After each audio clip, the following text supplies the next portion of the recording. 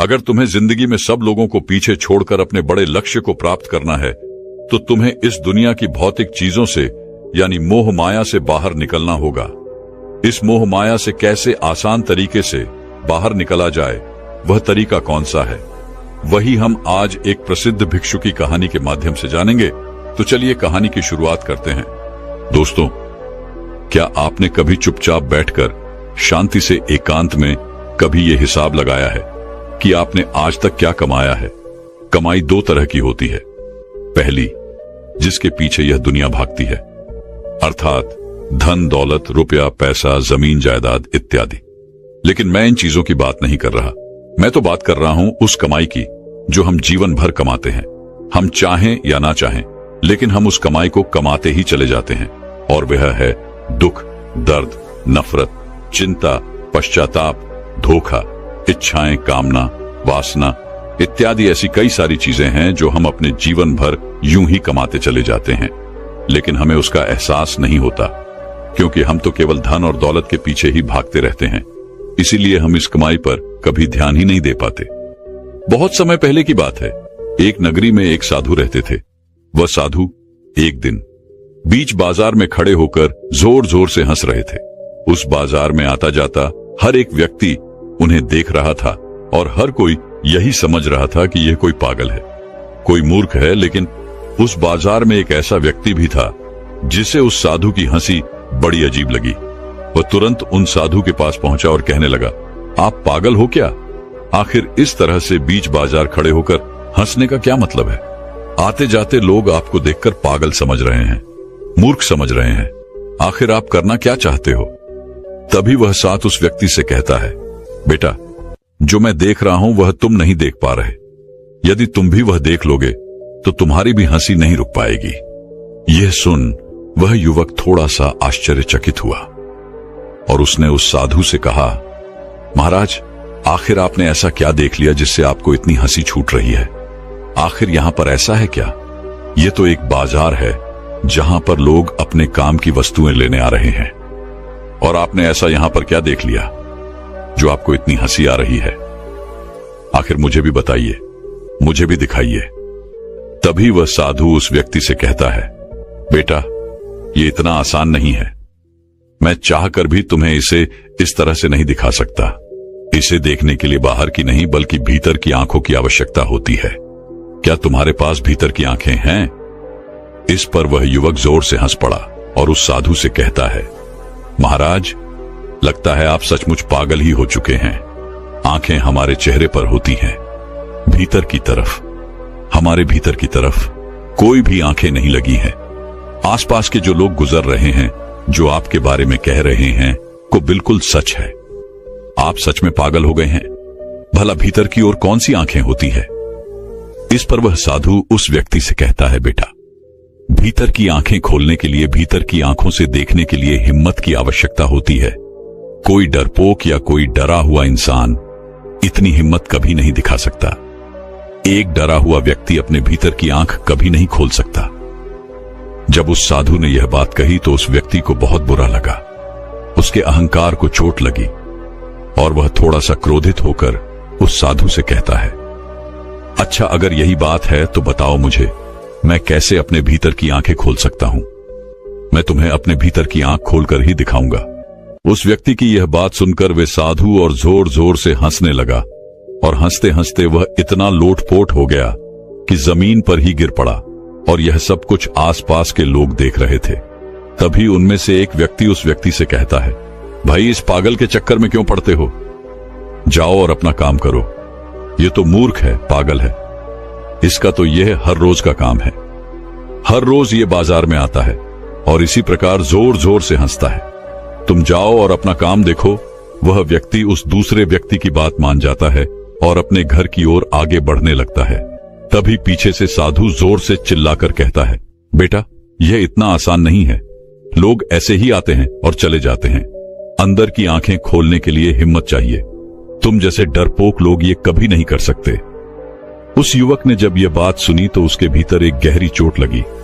उसे एक गहरा आघात हुआ और तुरंत दौड़ा, उन साधु के पास पहुंचा और कहने लगा, बताओ, आखिर कैसे भीतर की आंख खोली जाती है? मैं पूरी मेहनत करूंगा, पूरी लगन और मेहनत के साथ। मैं अपनी भीतर की आंख खोलकर ही दिखाऊंगा। मैं कोई डरपोक नहीं हूं जो मैं यहां से चला जाऊं। तो मुझे बताओ, क्या आखिर मैं अपने भीतर की आंख कैसे खोल सकता हूं? ये सुन, वह फकीर एक बार फिर हंसने लगा और उस व्यक्ति से कहता है, बेटा, इसके लिए तुम्हें मेरे साथ रहना होगा, मेरे साथ उठना बैठना होगा, और जो कुछ मैं कहूंगा वह तुम्हें सब कुछ करना होगा। क्या तुम कर सकोगे? वह व्यक्ति अत्यंत क्रोधित था। उसने उस साधु से कहा, आप जो कहेंगे मैं वैसा ही करूंगा, लेकिन मुझे यह बताइए कि मेरे भीतर की आंख मैं कैसे खोल सकता हूं। आप जैसा कहेंगे मैं वैसा करने के लिए तैयार हूं। इन सब की फिक्र आप ना करें। इतना कहकर वह साधु और वह युवक आश्रम की ओर चल पड़े। अब वह व्यक्ति उन गुरु के साथ आश्रम में ही रहने लगा। एक दिन वह साथ उस युवक से कहते हैं, चलो जाकर झोपड़ी की सफाई करो और उसके बाद जाकर मेरे लिए भिक्षा मांग कर लाना। उस भिक्षा से मेरे लिए भोजन पकाना, और याद रखना कि अब से प्रतिदिन तुम्हें यह काम करना ही होगा। और मेरी एक बात और याद रखना कि तुम मुझसे कोई सवाल मत पूछना। वे युवक चुपचाप उन साधु की बात मान लेता है। अब से वह हर रोज झोपड़ी की सफाई करता और हर रोज वह भिक्षा मांग कर लाता, भोजन पकाता और उन साधु को दे देता। लेकिन जब भी वह व्यक्ति भिक्षा मांगने बाहर की ओर जाया करता तो उसके मित्र, उसके सगे संबंधी जब उसे मिलते तो उसे कहते थे कि तुम कहां उस पागल के चक्कर में पड़ गए? वह तो पागल है, वह तो अपना जीवन यूं ही काट रहा है, लेकिन तुम भी उसके साथ लग गए हो। क्या तुम्हें थोड़ी भी अक्ल नहीं है? तुम इतने बड़े हो चुके हो, क्या तुमको कुछ समझ नहीं आता? वह साधु तुम्हारा इस्तेमाल कर रहा है। अपनी जिंदगी यूं व्यर्थ बर्बाद मत करो, वापस चलो, तुम्हारे घर वाले तुम्हारा इंतजार कर रहे हैं। लेकिन वह युवक उन सभी को मना कर देता है और कहता है, मैं अब अपने भीतर की आंख खोलकर ही वापस लौटूंगा। ऐसे ही कई दिन बीत गए, जिनके बाद महीनों के बाद लगभग 1 वर्ष बीत गया। लेकिन अब तक उस युवक को कुछ भी झांत नहीं हुआ। वह अब तक हर रोज उस झोपड़ी की सफाई करता और भिक्षा मांगकर जो कुछ उससे मिलता वह अपने गुरु के लिए उसका भोजन तैयार करता। देखते ही देखते उसके मन में अत्यंत क्रोध उत्पन्न होने लगा था और एक दिन उसके सब्र का बांध भी टूट गया और वह साधु से कहता है, लगता है आपके बारे में सब सच ही कहते हैं। आप केवल मेरा इस्तेमाल कर रहे हैं, मेरा फायदा उठा रहे हैं। देखते देखते 1 साल बीत चुके हैं और मैंने आपके लिए वो सब कुछ किया है जो आप मुझसे कहते हैं, लेकिन अब तक आपने मुझे एक बार भी यह नहीं बताया कि आखिर मैं भीतर की आंख किस तरह से खोल सकता हूं। तभी वह साथ चुपचाप होकर उस व्यक्ति को ऊपर से नीचे तक बड़े ध्यान से दिखता है और फिर उसकी आंखों में आंखें डालकर उस व्यक्ति से कहता है, बेटा, 1 साल बीत चुका है और मैं भी इसी दिन का इंतजार कर रहा था कि आखिर तुम कब मुझसे ये सवाल करोगे। अब तुम यह सीख सकते हो कि तुम अपने भीतर की आंख कैसे खोल सकते हो, क्योंकि भीतर की आंख ऐसे ही तो खुलती है। तभी वह युवक कहता है, भीतर की आंख आखिर कैसे खुलती है? मैं कुछ समझा नहीं। तभी वह साधु उस व्यक्ति से कहता है, बेटा, बिल्कुल ऐसे ही। तभी वह व्यक्ति उस साधु से कहता है, लगता है आप सचमुच पागल हो चुके हैं और मुझे भी पागल बनाना चाहते हैं। यदि आपको कुछ याद नहीं है तो आप मुझे इस तरह से क्यों बहका रहे हैं? मुझे तो लगता है कि आपको भी इसके बारे में कुछ नहीं पता। आप केवल लोगों को मूर्ख बनाना जानते हैं, उनका इस्तेमाल करना जानते हैं। और अब तो मैं भी अपने नजरों में गिर चुका हूं, क्योंकि मैंने आपकी बातों पर भरोसा किया। धीरे धीरे मैंने अपने 1 वर्ष आपको समर्पित कर दिया, लेकिन आज मुझे यह लगता है कि मैंने यह फैसला लेकर बहुत बड़ी गलती कर दी। तभी वे साधु उस युवक से कहता है, नहीं बेटा, ऐसा नहीं है। जब हम खुद से सवाल करना शुरू करते हैं, वास्तविकता में तभी हम अपने भीतर की आंख खोलने का प्रयास करते हैं। हम अपने भीतर की आंख को खोलना शुरू कर देते हैं। जिस प्रकार तुम 1 वर्ष तक चुप रहे, तुमने कुछ न कहा, तुम सारा काम बखूबी करते चले गए, पूरे मन और लगन के साथ, लेकिन तुमने कभी यह प्रश्न नहीं किया। तभी वह युवक उस साधु से कहता है, देखिए, मुझे आपकी कोई भी बात समझ नहीं आ रही है। यदि आपको मुझे कुछ बताना है तो साफ और स्पष्ट तौर पर बताइए। आप ही ने तो मुझसे कहा था कि मुझसे कोई सवाल मत करना, तो फिर मैं भला आपसे कोई सवाल क्यों करूंगा। तभी वह साधु उस व्यक्ति से कहता है, बेटा, इस दुनिया में हर कोई यही तो कहता है, मेरी यह बात मान लो, मेरी यह बात सुन लो और उसके बाद मुझसे कोई सवाल मत करना, क्योंकि मैं तुम्हारे सवाल का जवाब नहीं दूंगा। क्या तुम्हें समझ आया? लेकिन हमें तो अपने विवेक का इस्तेमाल करना चाहिए। हमें सुनना चाहिए, समझना चाहिए, बातें भी माननी चाहिए, लेकिन उसी के साथ में सवाल करना भी आवश्यक है। तभी वह युवा कहता है, लगता है आपको कोई भी ज्ञान नहीं है। आप मुझे केवल तरह तरह की बातों में फंसाते चले जा रहे हैं, तरह तरह की बातों में घुमा रहे हैं, ताकि मैं अपने इस विषय से भटक जाऊं और आप मेरे ऊपर एक बार फिर काबू पा सके। मुझे नहीं लगता कि आपको तनिक भी ज्ञान होगा कि आखिर यह भीतर की आंख किस प्रकार खुलती है। और मैं बेवकूफ 1 वर्ष आपके साथ यूं ही बीताता चला गया, बिना कुछ कहे, बिना कुछ सुने और बिना कोई सवाल किए। मेरा 1 वर्ष तो यूं ही व्यस्त चला गया। उस व्यक्ति की यह बात सुनकर वह साधु मुस्कुराने लगे और युवक से कहते हैं, बेटा, तुम एक काम करो, तुम एक पुस्तक ले लो और उसमें लिखो अपने सारे दुख, दर्द, इच्छाएं, कामनाएं, वासनाएं, नफरत, जलन, द्वेष, जीवन की नीरसता और जितने भी प्रकार के दुख और समस्याएं तुम्हारे जीवन में हैं, तुम उसे लिख लो और उसके बाद जब वो पूरी हो जाए तब तुम मेरे पास आना। वह युवक उन साधु की बात मानने को तैयार नहीं था, लेकिन उसका मन कहीं ना कहीं उस साधु की बात पर यकीन करता था। इसलिए उस युवक ने उन साधु की बात मान ली। उसने एक पुस्तक ली और उस पुस्तक के अंदर अपने सभी दुख, दर्द, कामनाएं, इच्छाएं, वासनाएं, जलन और भी सभी प्रकार की समस्याएं, सभी प्रकार के दुख जो उसके जीवन में थे वो लिखना शुरू कर दिया। और यह लिखते लिखते उसे करीब 1 सप्ताह लग गया। उसने बहुत सोच समझकर पुस्तक में वो सारी बातें लिखी थी और जब उस युवक को लगने लगा कि उसने सब कुछ उस पुस्तक में लिख दिया है, तब वह पुस्तक लेकर वह उन साधु के पास पहुंचा और उन साधु से कहता है, यह लीजिए महाराज, जैसा आपने कहा था मैंने बिल्कुल वैसा ही किया है। मैंने अपने जीवन के सारे दुख, दर्द, सभी प्रकार की चिंताएं, सभी प्रकार के डर, सारी इच्छाएं, कामनाएं, वासनाएं सब इस पुस्तक में लिख दी हैं। तभी वह साधु बड़ी ही अचरजता के साथ उस युवक से कहते हैं, क्या जो कुछ तुमने इसके अंदर लिखा है वह सब कुछ लिख दिया है? सोच लो, कहीं तुम कुछ भूल तो नहीं रहे। इस पर वह युवक कहता है, नहीं नहीं महाराज, मैंने बहुत सोच समझकर इस पुस्तक में वो सारी चीजें लिखी हैं जो मेरे जीवन में दुख और तकलीफें उत्पन्न कर रही हैं। इसी कारण तो मुझे 1 सप्ताह लग गए इसे पूरा लिखने में।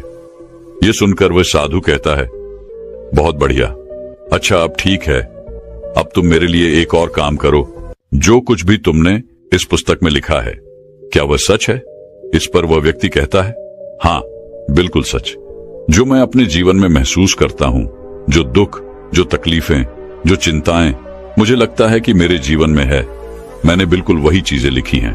तभी वे साधु उस युवक से कहते हैं, तो ठीक है, इस पुस्तक में जो कुछ भी लिखा है तुम उसे अपने जीवन से निकाल फेंको।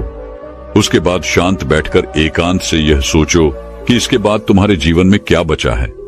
जब तुम्हें इसका जवाब मिल जाए तब तुम मेरे पास आना। उस युवक ने उन साधु की बात एक बार फिर से मान ली। वह पुस्तक लेकर वापस चला गया, लेकिन वह वापस नहीं लौटा। देखते देखते करीब 2 सप्ताह बीत चुके थे, लेकिन अब तक वह लौट कर नहीं आया था। एक दिन वह फकीर फिर से उसी बाजार में जाकर खड़े हो गए और हंस रहे थे। तभी अचानक वह युवक भी वहां पर आ पड़ा और वह भी जोर जोर से हंसने लगा। तभी वे साधु उस व्यक्ति से कहते हैं, क्या हुआ बेटा, क्या तुम्हारे भीतर की आंखें खुली? इस पर कोई युवक कहता है, हाँ महाराज, मेरे भीतर की आंख खुल चुकी है और मैं सब कुछ साफ साफ देख पा रहा हूं। ये दुनिया बड़ी पागल है, मूर्ख है, व्यर्थ की चीजों के पीछे भागती रहती है और मुझे हंसी तो इस बात पर आ रही है कि मैं भी कभी इस पागल दुनिया का एक हिस्सा था। तभी वे साधु उस युवक से कहते हैं, उस पुस्तक में जो कुछ भी तुमने लिखा था क्या उसे अपने जीवन से निकाल फेंका? क्या उसे अपने जीवन से हटाकर तुमने अपने जीवन की तरफ ध्यान दिया, उसे देखा? इस पर वह युवक कहता है, हाँ महाराज, जैसा आपने कहा था मैंने बिल्कुल वैसा ही किया। और जब मैंने उन चीजों को अपने जीवन से हटाया और उसके बाद अपने जीवन को शांतिपूर्वक देखना शुरू किया, तब मुझे एहसास हुआ कि इन सभी के अलावा हमारे जीवन में कुछ था ही नहीं। यही वो चीजें हैं जिसके लिए एक व्यक्ति, एक इंसान जीवन भर भागता रहता है, अपने सभी दुखों से मुक्त होने के लिए, अपनी सभी इच्छाओं को पूरा करने के लिए, अपनी सभी वासनाओं की पूर्ति के लिए। और इसी कारण वह अपने जीवन भर भागता रहता है, चिंताओं से ग्रस्त रहता है। वह इन सभी से छुटकारा चाहता है, पर इन सबको जब मैंने हटाकर देखा तो जीवन में कुछ बचा ही नहीं। अफसोस तो इस बात का है कि मैंने इस चीज को पहले अनुभव क्यों नहीं किया, क्योंकि यही वो चीजें हैं जो हमारे जीवन को चलाती हैं। वास्तविक तौर पर हमारा अपने जीवन पर कोई हक नहीं होता, और तो और हम जीवन भर केवल यही कमाते रहते हैं, लेकिन इनमें से कोई भी चीज जीवन नहीं है। और हम मूर्ख अपना कीमती जीवन गवाकर इन व्यर्थ की चीजों को कमाते रहते हैं, और आखिर में क्या होता है, हमारे पास कुछ नहीं बचता। हमारा जीवन मानो एक सड़े फल की तरह हो जाता है। जिस प्रकार एक सड़ा हुआ फल किसी काम का नहीं होता, ठीक वैसा ही हमारा जीवन भी किसी काम का नहीं रह जाता। उस युवक की ये सारी बातें सुनकर वह साधु यह समझ चुके थे कि इस युवक ने अपने भीतर की आंखें खोल ली हैं और वह सब कुछ सच सच साफ साफ देख पा रहा है। दोस्तों, क्या आपने अपने जीवन को कभी शांतिपूर्वक देखने का प्रयास किया है? जरा सोचिए, आपका जीवन इनके बिना क्या है? चिंताओं के अलावा, दुख दर्द के अलावा, लालच, लोभ के अलावा, काम वासना, इच्छा और द्वेष जलन, इन सभी के अलावा यदि इनमें से कोई भी चीज आपके जीवन में ना हो तो आपके जीवन में क्या बचेगा? हम तो जीवन भर इन चीजों से नफरत करते हैं, लेकिन फिर भी ये चीजें हमें हमारे जीवन में हमेशा मिलती रहती हैं, और हम इनसे पीछा छुड़ाने के लिए जीवन भर भागते रहते हैं। और हम यह भी चाहते हैं कि हमारा पीछा इनसे छूट जाए, ताकि हम आनंदित और सुख में जीवन व्यतीत कर सकें। आंखें बंद कीजिए और एक पल के लिए यह सोचिए कि इन सभी के बिना आपके जीवन में क्या बचेगा। यदि आप भीतर अपने आप से सवाल करेंगे तो आपको इसका जवाब जरूर मिलेगा, और आपकी भीतर की जो आंखें हैं वह अब भी खुलने लगेंगी। आप सच को भली भांति जान पाएंगे, उसे देख पाएंगे, उसे समझ पाएंगे। यदि हम एक बुद्धित्व व्यक्ति की बात करें तो एक बुद्धित्व व्यक्ति अपने जीवन से इन सभी चीजों को मिटा देता है, अपनी सभी स्मृतियों को हटा देता है, और जब उसके भीतर से ये सारी चीजें निकल जाती हैं, सारी चीजें हट जाती हैं, तब वह कैसा जीवन जीगा, उसे कैसा अनुभव होगा, इसे अपने भीतर से सोचिए। और अगर आप ये सब कुछ नहीं सोच पा रहे हैं, ये सब कुछ नहीं समझ पा रहे हैं, तो आप एक छोटा सा काम कीजिए, अपनी आंखें बंद कीजिए और पल भर के लिए सब कुछ भूल जाइए। अपने सपने, दुख, दर्द, चिंताएं, फिक्र, समस्याएं, सब कुछ और सब कुछ भूलकर अपने एक हाथ से अपने दूसरे हाथ को स्पर्श कीजिए और अपने हाथ को महसूस कीजिए। अब आपको कैसा लग रहा है? कुछ ऐसा जैसे मानो आपने आज तक महसूस न किया हो। ठीक इसी प्रकार हमारा जीवन भी है। जब हम इन व्यर्थ की चीजों को अपने जीवन से निकाल फेंकते हैं तो हमारा जीवन भी कुछ नया हो जाता है, कुछ अलग हो जाता है।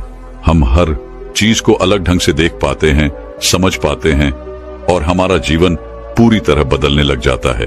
आपको सब कुछ नया लगने लगता है, अच्छा लगने लगता है। यह अनुभव आपने इससे पहले कभी महसूस नहीं किया होता।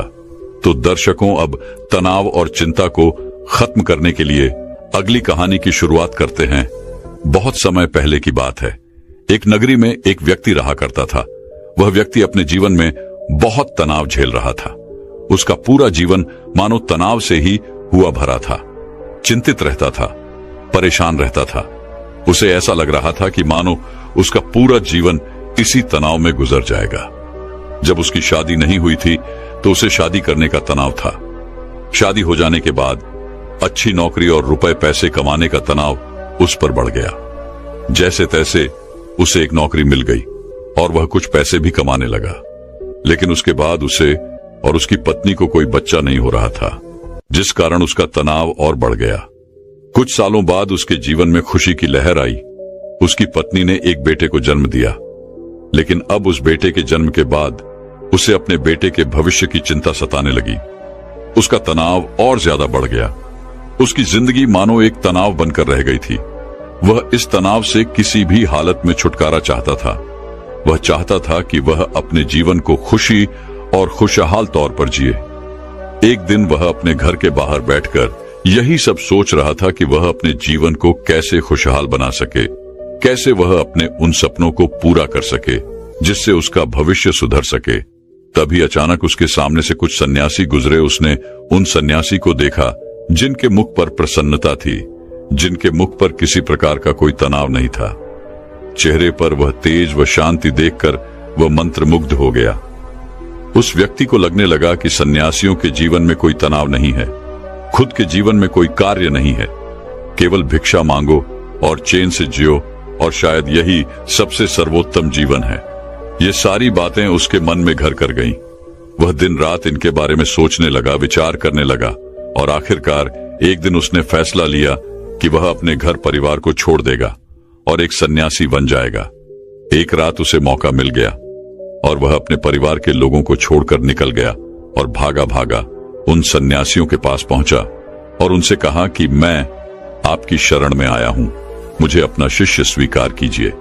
उन सन्यासी ने उस व्यक्ति को अपना शिष्य स्वीकार किया और आश्रम में रहने के लिए जगह भी दी।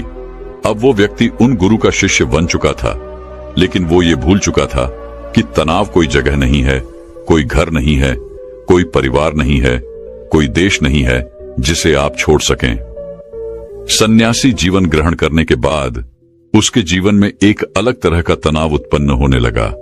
शिक्षा ग्रहण करने का तनाव, रोज साफ सफाई करने का तनाव, सबसे बड़ा तनाव कि मैं भिक्षा कैसे मांगू। और वहां पर उपस्थित सभी शिष्यों में यह होड़ लगी रहती थी कि सबसे ज्ञानी कौन बनेगा। ये सब देखकर भी उसके मन में एक अलग तरीका तनाव उत्पन्न होने लगा। कुछ दिनों तक तो उसने ये सब बड़ी ही आसानी से झेल लिया। कुछ दिनों तक सब कुछ अच्छा चलता रहा, लेकिन उसके बाद उसे अपने घर, अपने परिवार की चिंता सताने लगी। उसे उनकी याद आने लगी। तब उसे यह एहसास हुआ कि जो इस तनाव को यहाँ पर झेल रहा है, पैसा ही तनाव उसके सांसारिक जीवन में भी तो था। उसने फिर एक बार फैसला किया कि वह इस सन्यासी जीवन को छोड़ देगा और अपने घर, अपने परिवार के पास वापस लौट जाएगा। एक रात फिर उसे मौका मिला और वह आश्रम छोड़कर जैसे ही बाहर निकल रहा था कि तभी वहां के गुरु ने उसे देख लिया और उन गुरुवर ने उस व्यक्ति से कहा, पुत्र तुम कहां जा रहे हो? इस पर वह व्यक्ति कहता है, हे गुरुवर, मैं संसारिक जीवन में बहुत तनाव झेल रहा था और उसके बाद मैंने आप लोगों को देखा। मुझे लगा कि सन्यासी जीवन सर्वश्रेष्ठ जीवन है जहां पर कोई तनाव नहीं है। इस कारण मैं सन्यासी बन गया, लेकिन यहां पर भी रहने के बाद मुझे उस तनाव से मुक्ति नहीं मिली और मैं तो इससे छुटकारा चाहता था, लेकिन वो मुझे यहां पर नहीं मिला। इसलिए मैं यहां से वापस जा रहा हूं अपने घर, अपने परिवार के पास। उस व्यक्ति के मुख से ये सारी बातें सन उन गुरुवत ने कहा, बेटा तुम जा सकते हो, लेकिन अपना तनाव यही छोड़ चले जाओ। यदि तुम वापस यहां से वो तनाव लेकर अपने सांसारिक जीवन में जाओगे तो तुम कभी खुश नहीं रह पाओगे और फिर तुम्हारा यहां पर आने का फायदा भी क्या हुआ। गुरुवार की यह सारी बातें सन वह व्यक्ति कहता है, हे गुरुवार, क्या आप सही कह रहे हैं? क्या मैं यह तनाव यहीं को छोड़कर जा सकता हूं? क्या मुझे इस तनाव से मुक्ति मिल सकती है? इस पर उन गुरुवन ने उस व्यक्ति से कहा, हां, क्यों नहीं, लेकिन उससे पहले तुम्हें मेरे लिए एक काम करना होगा। तुम किसी एक ऐसे व्यक्ति को ढूंढ लाओ जिसके जीवन में कोई तनाव ना हो, कोई समस्या ना हो, वह अपने जीवन खुशी और खुशहाल तौर पर जी रहा हो। जब तुम ऐसे किसी व्यक्ति को मेरे पास ले आओगे तो मैं तुम्हें चिंता और तनाव से मुक्ति दिला दूंगा और तुम वापस अपने घर की ओर जा सकोगे, अपने जीवन को खुशी और खुशहाल तौर पर जी सकोगे। गुरुवार की यह सारी बातें सन वह व्यक्ति बड़ा ही प्रसन्न हुआ और एक ऐसे व्यक्ति की तलाश में निकल पड़ा जिसका जीवन खुशी और खुशहाली से बीत रहा हो, जिसके जीवन में कोई तनाव ना हो, जिसके जीवन में कोई चिंता ना हो। वह व्यक्ति कई गांव में गया, कई नगरों में घूमा, बहुत से लोगों से मिला, अनेकों दरवाजे खटखटाए, लेकिन उसे ऐसा कोई आदमी नहीं मिला जो यह कह सके कि उसके जीवन में कोई तनाव नहीं है, उसके जीवन में कोई चिंता नहीं है। बल्कि तनाव और चिंता की बात करते ही लोग उसे अपनी समस्याओं के बारे में और बढ़ा चढ़ाकर बताया करते थे। वह उसे अपनी चिंताओं और तनाव के बारे में कुछ ऐसे बताते मानो सबसे बड़ी समस्या उन्हीं के सर पर मार दी गई है।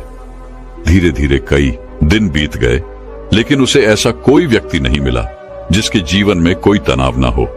तभी उसे एक दिन एक व्यक्ति मिला और उस व्यक्ति ने उस शिष्य से कहा, इस पूरे संसार में केवल एक ही ऐसा व्यक्ति है जिसके जीवन में कोई तनाव नहीं होता, जो चिंता रहित होता है, और वह है शराबी, जिसे किसी बात की कोई चिंता नहीं होती, जिसे कोई बात का तनाव नहीं होता। वह तो बस मस्त रहता है। जब उस शिष्य ने उस व्यक्ति के मुख से ये सारी बातें सुनी तो वह शिष्य एक शराबी व्यक्ति के पास गया और उससे जब उसने यह पूछा कि क्या तुम्हारे जीवन में कोई तनाव है, तो शराबी ने नशे में यह कहा कि यह तनाव क्या होता है, यह तनाव किस चिड़िया का नाम है, मुझे नहीं पता। यह सन विशिष्ट बड़ा ही प्रसन्न हुआ। उसे लगा कि उसे अब वह व्यक्ति मिल चुका है जिसके द्वारा वह चिंता मुक्त हो सकता है। तभी उस शराबी ने उस शिष्य से कहा, मुझे तो बस एक ही बात की चिंता सताती रहती है कि अगली सुबह की मदिरा का इंतजाम मैं कहां से करूं। मेरे पास जो तन था वो तो मैंने खर्च कर दिया। मेरी पत्नी के पास जो धन था वो मैंने उससे छीन लिया। अब मेरे पास कोई धन नहीं बचा। क्या तुम्हारे पास कोई धन है? ये सन उस शिष्य की हिस्से की सारी खुशी मानो पल भर में गायब हो गई और धीरे धीरे रात होने आ चुकी थी। वह निराश हताश होकर एक मंदिर में जा बैठा। तभी वहां पर एक छोटा सा लड़का आया और उस लड़के ने उस शिष्य से कहा, हे गुरु वर, मुझे जोरों की भूख लगी है, क्या आपके पास खाने के लिए कुछ है? इस पर पक्षी कहता है, इतने छोटे से बालों को और तुम्हें अभी से चिंता सता रही है तो बड़े होकर तुम्हारा क्या हाल होगा। इस पर उस छोटे से लड़के ने कहा, हे गुरुवर, यह चिंता या तनाव नहीं है, या तो भूख है। मुझे जोरों की भूख लगी हुई है। यदि आपके पास खाने के लिए कुछ है तो कृपया करके मुझे कुछ दे दीजिए। उस बच्चे के मुख से ये सारी बातें सन वह शिष्य एक बार फिर से बड़ा प्रसन्न हुआ और उसने अपने थैले में जो 2 रोटियां रखी हुई थी उस बालक को थमा दी।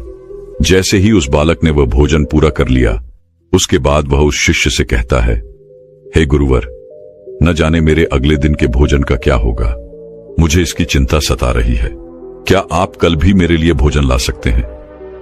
यह सन वह व्यक्ति एक बार फिर से निराश हो गया। वह भागा भागा अपने गुरुर के पास पहुंचा और उनसे कहने लगा, हे गुरुर, मैंने बहुत ढूंढा, मैंने हर जगह तलाश किया, कई नगर देखे, कई गांव में गया, लेकिन मुझे कोई ऐसा व्यक्ति नहीं मिला जिसके जीवन में कोई तनाव ना हो, जो अपने जीवन को सुखी और खुशहाल तौर पर जी रहा हो। हर किसी को किसी न किसी चीज की चिंता अवश्य सता रही है। कोई अपनी चिंताओं को लेकर बैठा हुआ है तो कोई अपने तनाव से जूझ रहा है। जिसके पास धन नहीं है वह धन चाहता है, जिसके पास धन है वो और अत्यधिक धन चाहता है। जिसके पास प्रेम नहीं है वह प्रेम चाहता है, और जिसके पास प्रेम है वो अत्यधिक प्रेम से भी चिंतित है। किसी के पास काम नहीं है तो वह इसलिए चिंतित है क्योंकि उसके पास कोई काम नहीं, और किसी के पास काम है तो वह इसलिए चिंतित है कि उसी के पास अत्यधिक काम है। जो कोई बीमार है वह इस बात से चिंतित है कि उसका स्वास्थ्य कब सुधरेगा, और जो व्यक्ति पूरी तरह से स्वस्थ है उसे इस बात का तनाव है कि कहीं वह बीमार न पड़ जाए। इसी प्रकार हर कोई, हर व्यक्ति तनाव से ग्रसित है और सभी के जीवन में चिंताएं ही चिंताएं भरी हुई हैं। इससे छुटकारा पाना नामुमकिन है। तभी उन गुरुर ने कहा, इससे छुटकारा संभव है और इससे छुटकारा पाया जा सकता है, मगर इसके लिए तुम्हें कुछ समझना पड़ेगा। इस पर वह व्यक्ति उन गुरुवर से कहता है, क्या है गुरुदेव, मुझे ऐसा क्या समझना पड़ेगा? मैंने हर जगह देखा, कोई ऐसा व्यक्ति मुझे नहीं मिला जिसके जीवन में कोई तनाव ना हो, तो आप मुझे कैसे चिंता मुक्त कर सकते हैं? इस पर गुरुवर ने कहा, जो मैं तुम्हें समझाने की कोशिश कर रहा हूं उसे तुम ठीक से समझने की कोशिश करना। उन गुरुर ने कुछ गीली लकड़ियां अपने आश्रम के पास से उठाई और उन्हें उस शिष्य के सामने रख दिया और कहा, इसमें आग लगा दो। उस शिष्य ने काफी कोशिश की, लेकिन उन गीली लकड़ियों में भला कहां आग लगने वाली है। पश्चिमे परेशान हो गया, लेकिन उसमें आग नहीं लग पाई। इस पर उसने गुरुवार को कहा, हे गुरुदेव, इन गिरी लकड़ियों में आग नहीं लग सकती, इसमें आग लगाना संभव ही नहीं। इस पर वह गुरुदेव कहते हैं, पुत्र, मैं तुम्हें यही समझाने की कोशिश कर रहा हूं कि तुम इन गिरी लकड़ियों को क्या करोगे। इसे धूप में सुखाओगे या फिर इन गीली लकड़ियों को लेकर सोचते रहोगे, चिंतित रहोगे और तनाव में रहोगे। तुम चाहो तो इन्हें धूप में सुखा सकते हो, लेकिन इसमें थोड़ा सा समय लगेगा। और यदि तुम चिंता की जगह चिंतन करो, तब तुम ये जरूर समझ सकते हो कि तुम इसकी जगह पर कुछ सूखी लकड़ियों का इंतजाम कर सकते हो और जिनमें आग लगाना भी संभव होगा। इस पर वशिष्ठ गुरुदेव से कहता है, हे गुरुदेव, आप ठीक कह रहे हैं, लेकिन ये जीवन तनाव से भरा हुआ है कि जीवन तनाव मुक्त कैसे हो सकता है, और ऐसा क्यों है कि हम अपने जीवन को तनाव मुक्त नहीं जी पाते। कोशिशें कि ये सारी बातें सुनकर उन गुरुबन ने कहा, हे पुत्र, इस जीवन में कोई तनाव नहीं है। बाहरी तौर पर कोई भी तनाव उत्पन्न नहीं होता। जो भी तनाव उत्पन्न होता है वह हमारे भीतर की ओर होता है।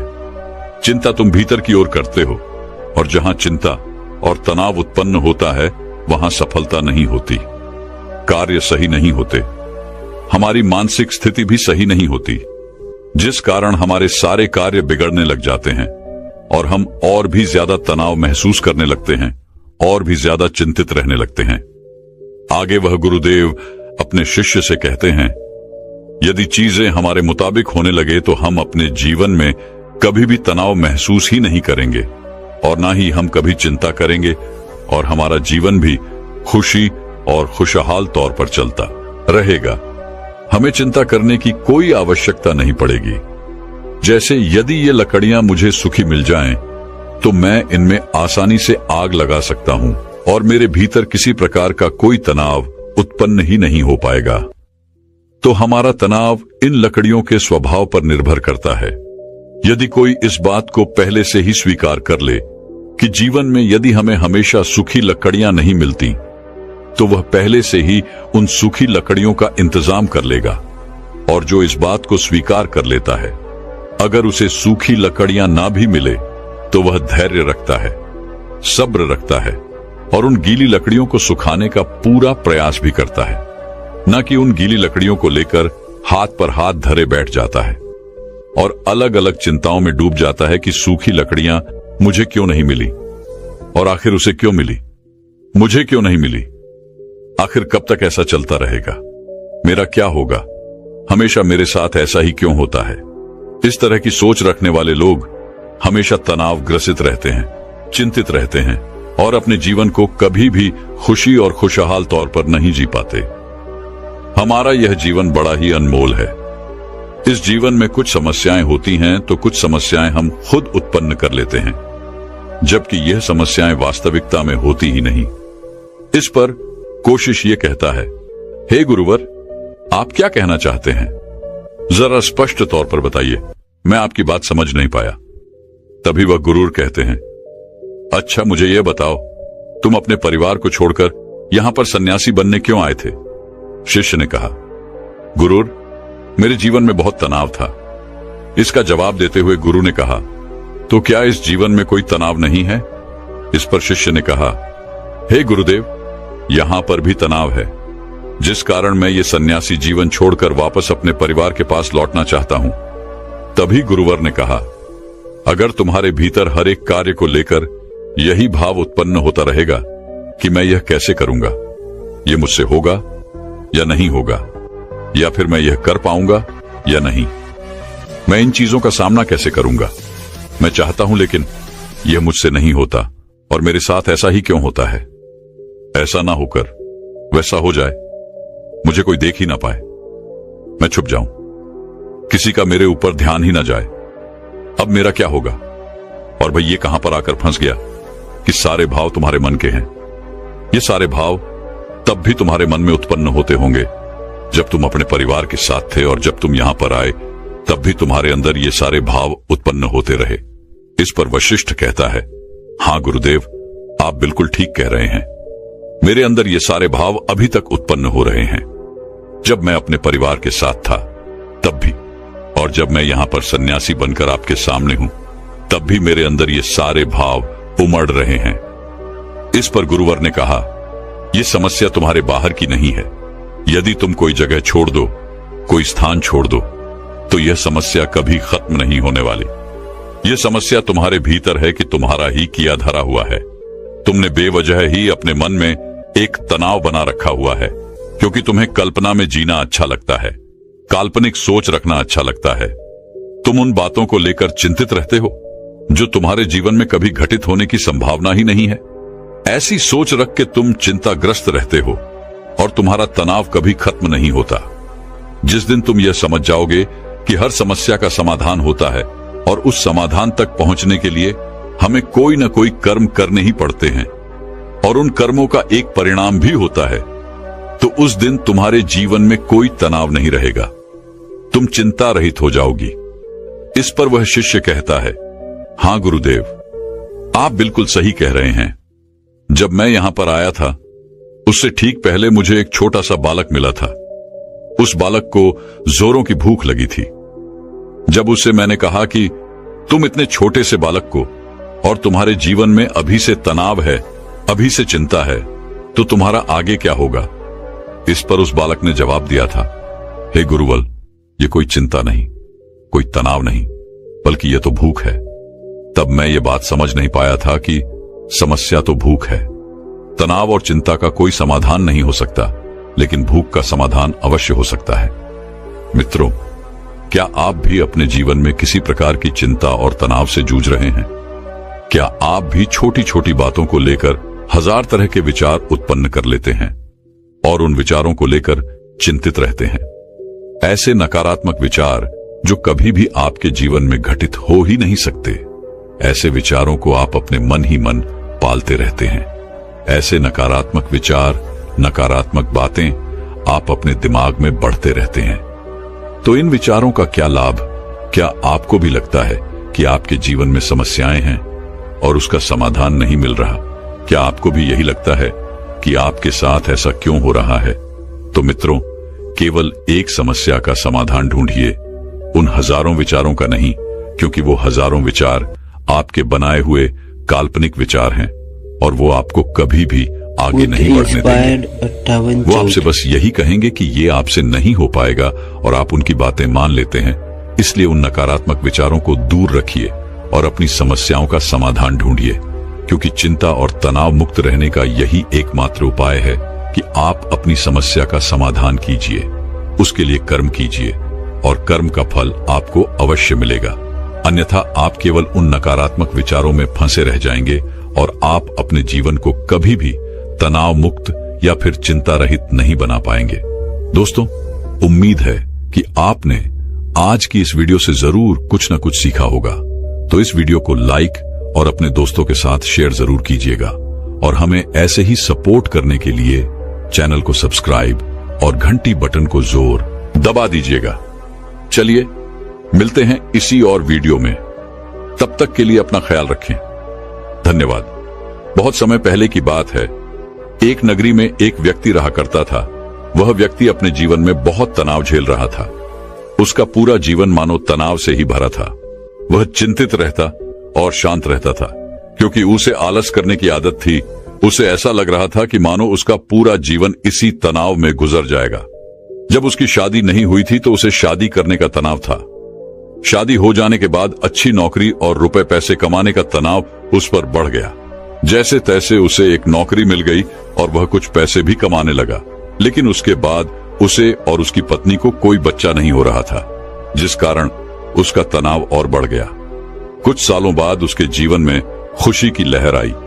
उसकी पत्नी ने एक बेटे को जन्म दिया, लेकिन अब उस बेटे के जन्म के बाद उसे अपने बेटे की भविष्य की चिंता सताने लगी। उसका तनाव और ज्यादा बढ़ गया। उसकी जिंदगी मानो एक तनाव बनकर रह गई थी। वह इस तनाव से किसी भी हालत में छुटकारा चाहता था। वह अपने जीवन को खुशी से जीना चाहता था। इसलिए एक दिन वह अपने घर के बाहर बैठकर यही सब सोच रहा था कि वह अपने जीवन को कैसे खुशहाल बना सके, कैसे वह अपने उन सपनों को पूरा कर सके जिससे उसका भविष्य सुधर सके। तभी अचानक उसके सामने से कुछ सन्यासी गुजरे। उसने उन सन्यासियों को देखा जिनके मुख पर प्रसन्नता थी, जिनके मुख पर किसी प्रकार का कोई तनाव नहीं था। चेहरे पर वह तेज, वह शांति देखकर वह मंत्रमुग्ध हो गया। उस व्यक्ति को लगने लगा कि सन्यासियों के जीवन में कोई तनाव नहीं है, उनके जीवन में कोई कार्य नहीं है, केवल भिक्षा मांगो और चैन से जियो, और शायद यही सबसे सर्वोत्तम जीवन है। ये सारी बातें उसके मन में घर कर गई। वह दिन रात इनके बारे में सोचने लगा, विचार करने लगा, और आखिरकार एक दिन उसने फैसला लिया कि वह अपने घर परिवार को छोड़ देगा और एक सन्यासी बन जाएगा। एक रात उसे मौका मिल गया और वह अपने परिवार के लोगों को छोड़कर निकल गया और भागा भागा उन सन्यासियों के पास पहुंचा और उनसे कहा कि मैं आपकी शरण में आया हूं, मुझे अपना शिष्य स्वीकार कीजिए। उन सन्यासी ने उस व्यक्ति को अपना शिष्य स्वीकार किया और आश्रम में रहने के लिए जगह भी दी। अब वो व्यक्ति उन गुरु का शिष्य बन चुका था, लेकिन वो ये भूल चुका था कि तनाव कोई जगह नहीं है, कोई घर नहीं है, कोई परिवार नहीं है, कोई देश नहीं है जिसे आप छोड़ सके। सन्यासी जीवन ग्रहण करने के बाद उसके जीवन में एक अलग तरह का तनाव उत्पन्न होने लगा। शिक्षा ग्रहण करने का तनाव, रोज साफ सफाई करने का तनाव, और सबसे बड़ा तनाव कि मैं भिक्षा कैसे मांगू। और वहां पर उपस्थित सभी शिष्यों में यह होड़ लगी रहती थी कि सबसे बड़ा ज्ञानी कौन बनेगा। ये सब देखकर भी उसके मन में एक अलग तरीके का तनाव उत्पन्न होने लगा। कुछ दिनों तक तो उसने ये सब बड़ी ही आसानी से झेल लिया। कुछ दिनों तक सब कुछ अच्छा चलता रहा, लेकिन उसके बाद उसे अपने घर, अपने परिवार की चिंता सताने लगी। उसे उनकी याद आने लगी। तब उसे यह एहसास हुआ कि जो इस तनाव को यहां पर झेल रहा है, वैसा ही तनाव उसके सांसारिक जीवन में भी तो था। उसने फिर एक बार फैसला किया कि वह इस सन्यासी जीवन को छोड़ देगा और अपने घर, अपने परिवार के पास वापस लौट जाएगा। एक रात फिर उसे मौका मिला और वह आश्रम छोड़कर जैसे ही बाहर निकल रहा था कि तभी वहां के गुरुवर ने उसे देख लिया और उन गुरुवर ने उस व्यक्ति से कहा, पुत्र तुम कहां जा रहे हो? इस पर वह व्यक्ति कहता है गुरुवर, मैं संसारी जीवन में बहुत तनाव झेल रहा था और उसके बाद मैंने आप लोगों को देखा। मुझे लगा कि सन्यासी जीवन सर्वश्रेष्ठ जीवन है जहां पर कोई तनाव नहीं है। इस कारण मैं सन्यासी बन गया, लेकिन यहां पर भी रहने के बाद मुझे उस तनाव से मुक्ति नहीं मिली और मैं तो इससे छुटकारा चाहता था, लेकिन वो मुझे यहां पर नहीं मिला। इसीलिए मैं यहां से वापस जा रहा हूं, अपने घर, अपने परिवार के पास। उस व्यक्ति के मुख से ये सारी बातें सुन उन गुरुवर ने कहा, बेटा तुम जा सकते हो, लेकिन अपना तनाव यही छोड़ के चले जाओ। यदि तुम वापस यहां से वो तनाव लेकर अपने सांसारिक जीवन में जाओगे तो तुम कभी खुश नहीं रह पाओगे और फिर तुम्हारा यहां पर आने का फायदा भी क्या हुआ। गुरुवर की ये सारी बातें सुन वह व्यक्ति कहता है गुरुवर, क्या आप सही कह रहे हैं? क्या मैं यह तनाव यहीं पर छोड़कर जा सकता हूं? क्या मुझे इस तनाव से मुक्ति मिल सकती है? इस पर उन गुरुवर ने उस व्यक्ति से कहा, हां क्यों नहीं, लेकिन उससे पहले तुम्हें मेरे लिए एक काम करना होगा। तुम किसी एक ऐसे व्यक्ति को ढूंढ लाओ जिसके जीवन में कोई तनाव ना हो, कोई समस्या ना हो, वह अपने जीवन खुश और खुशहाल तौर पर जी रहा हो। जब तुम ऐसे किसी व्यक्ति को मेरे पास ले आओगे तो मैं तुम्हें चिंता और तनाव से मुक्ति दिला दूंगा और तुम वापस अपने घर की ओर जा सकोगे। फिर तुम भी अपने जीवन को खुशी और खुशहाल तौर पर जी सकोगे। गुरुवर की यह सारी बातें सुन वह व्यक्ति बड़ा ही प्रसन्न हुआ और एक ऐसे व्यक्ति की तलाश में निकल पड़ा जिसका जीवन खुशी और खुशहाली से बीत रहा हो, जिसके जीवन में कोई तनाव ना हो, जिसके जीवन में कोई चिंता ना हो। वह व्यक्ति कई गांव में गया, कई नगरों में घूमा, बहुत से लोगों से मिला, अनेकों दरवाजे खटखटाए, लेकिन उसे ऐसा कोई आदमी नहीं मिला जो यह कह सके कि उसके जीवन में कोई तनाव नहीं है, उसके जीवन में कोई चिंता नहीं है। बल्कि तनाव और चिंता की बात करते ही लोग उसे अपनी समस्याओं के बारे में और बढ़ा चढ़ाकर बताया करते थे। वह उसे अपनी चिंताओं और तनाव के बारे में कुछ ऐसे बताते मानो सबसे बड़ी समस्या उन्हीं के सर पर मढ़ दी गई है। धीरे धीरे कई दिन बीत गए, लेकिन उसे ऐसा कोई व्यक्ति नहीं मिला जिसके जीवन में कोई तनाव ना हो।